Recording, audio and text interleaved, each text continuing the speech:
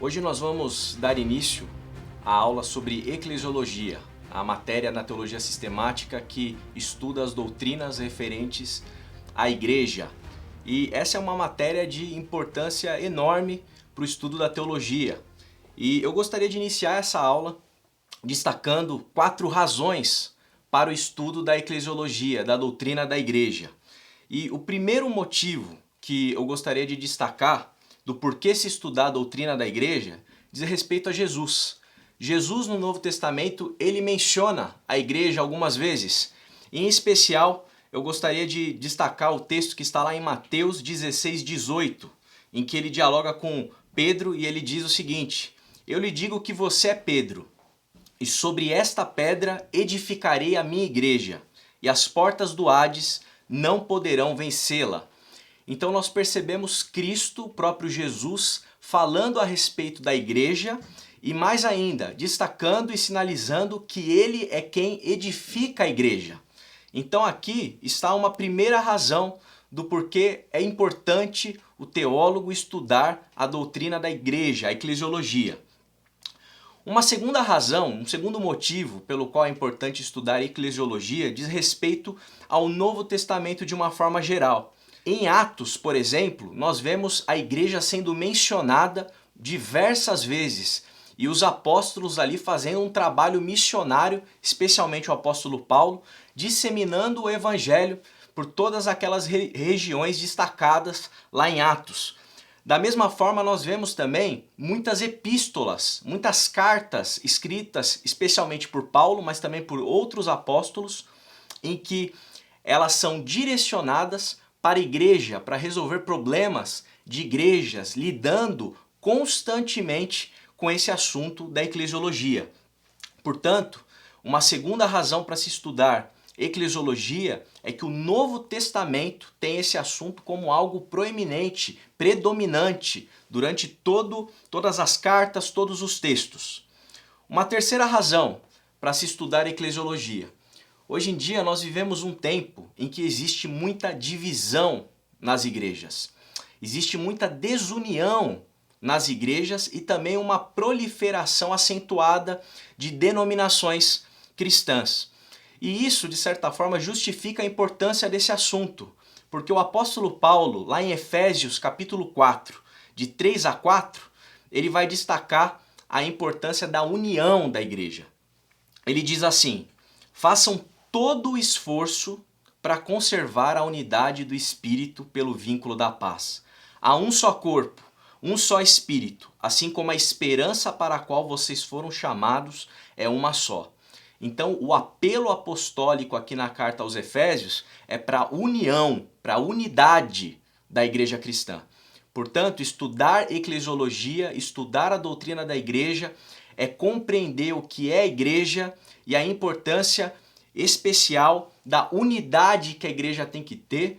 E quando nós observamos o mundo de hoje, a gente vê o oposto disso. Daí a importância desse terceiro motivo, terceira razão para esse estudo.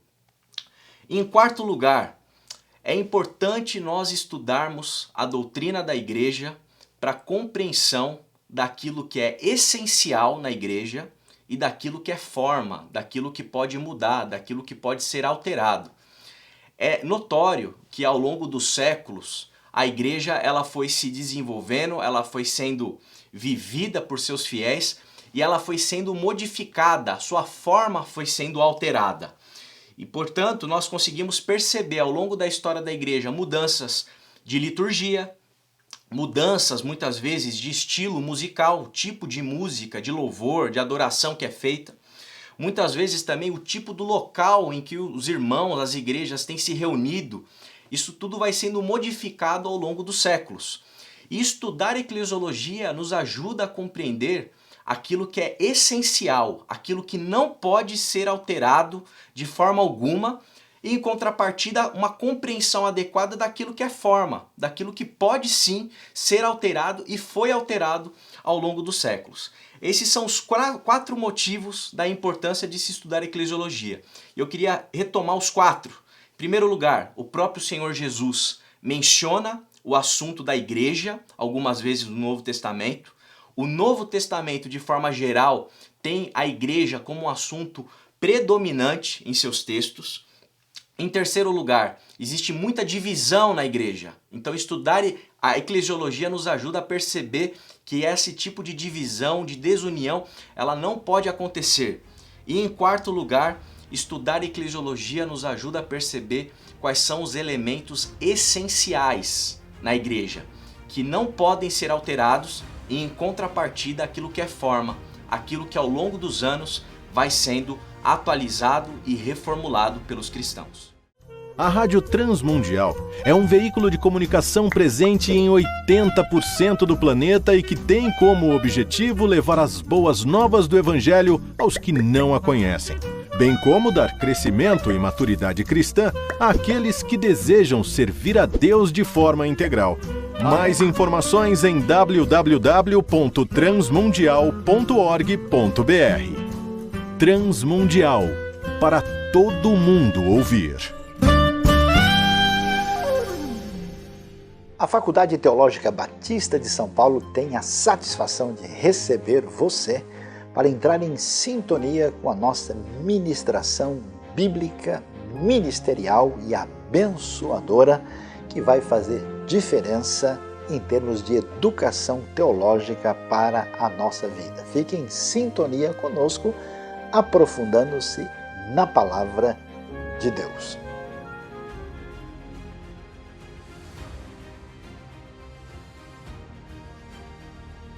Nós estamos retomando a primeira aula sobre eclesiologia e nesse momento nós vamos falar um pouquinho a respeito da natureza da igreja. A natureza da igreja no sentido bíblico. Em primeiro lugar, é importante nós termos claro alguns conceitos equivocados a respeito da igreja. É muito importante termos em mente que igreja não é judaísmo melhorado e conceituado. Infelizmente, hoje em dia, existem muitas igrejas cristãs que têm adotado para si práticas judaicas, símbolos e ritos judaicos, e isso tem se misturado na igreja cristã. É importante compreendermos, igreja não é o judaísmo melhorado e conceituado. Em segundo lugar, a igreja também, ela não é uma determinada denominação. Reduzir igreja a uma denominação, isso é de um reducionismo enorme e vai na contramão daquilo que o Novo Testamento nos ensina. Inclusive, o Novo Testamento, fica evidente no Novo Testamento que as igrejas, o motivo pelo qual elas se dividiam, diz respeito apenas a uma questão geográfica. Por isso que nós percebemos nas igrejas, e especialmente nas cartas, o destinatário, o nome de determinada cidade. Por exemplo, Éfeso, Corinto, Filipos e assim por diante. Portanto, igreja também não é uma denominação apenas. Igreja, ela vem lá da palavra grega eclesia, né? E essa palavra, ela foi usada muitas vezes no Novo Testamento, inclusive para falar a respeito de um significado não cristão. Eclesia significa assembleia, e muitas vezes essa palavra é utilizada para se referenciar a ajuntamentos de pessoas para a tomada de decisões a respeito de questões sociais, questões de ordem cívica, questões relativas a problemas e questões da cidade. E o pessoal se reunia, as pessoas se reuniam em uma assembleia, em uma eclesia, para tomar decisões a respeito de questões variadas. No sentido de igreja cristã, no Novo Testamento, a palavra ela vai ocorrer mais ou menos cerca de 110 vezes no sentido de igreja cristã. E ela se refere a um grupo de discípulos e seguidores de Jesus. E isso é importantíssimo para nós compreendermos a natureza da igreja. Igreja, no sentido neotestamentário, é um ajuntamento, é um grupo de pessoas, especificamente discípulos e seguidores de Cristo Jesus. E uma lição importante é que não existe igreja num sentido individual, de uma forma individualista. Igreja, ela tem sempre um aspecto comunitário. É sempre uma comunidade, é sempre um grupo de pessoas. Portanto, essa ideia de ser cristão sozinho, de uma forma individual, isso está na contramão, isso não existe base neotestamentária nenhuma para esse tipo de comportamento e para se compreender isso como igreja. Porque igreja, novamente, é comunidade, tem um aspecto comunitário. Inclusive, quando nós nos lembramos da oração do Pai Nosso, a própria oração do Pai Nosso, o título dela, oração do Pai Nosso, o Pai é sempre nosso. O Pai não é meu, o Pai não é seu, o Pai é nosso. O que destaca a questão comunitária e a natureza comunitária da igreja. Portanto, igreja são pessoas. Isto precisa ficar evidentemente claro para todo aquele teólogo, para todo aquele que está refletindo a respeito do assunto da eclesiologia. Igreja são pessoas. E isso toca numa questão pastoral.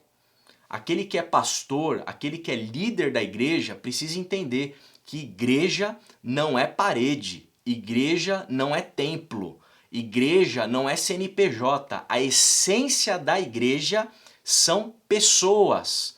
Portanto, aquele que não gosta de pessoas, que não lida bem com gente, com ser humano, vai ter uma dificuldade tremenda em liderar e conduzir o povo de Deus, a igreja de Jesus Cristo, que essencialmente é composta por pessoas.